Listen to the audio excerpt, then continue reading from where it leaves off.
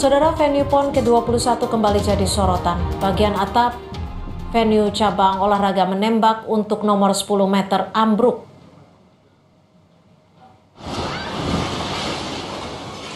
Talang air pada bangunan venue cabur menembak nomor 10 meter ambruk.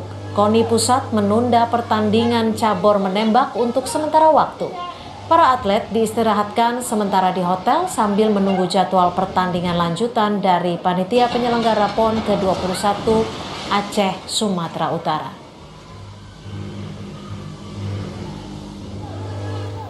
Ketua Umum KONI Pusat, Marsiano Norman, meninjau venue cabang olahraga menembak usai ambruknya talang air saat hujan ekstrim dan angin kencang di Aceh Besar. KONI Pusat menggandeng PLN untuk memastikan tidak adanya gangguan listrik.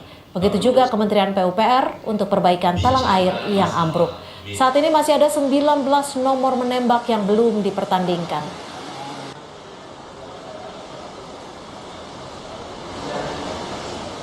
Saudara, informasi tadi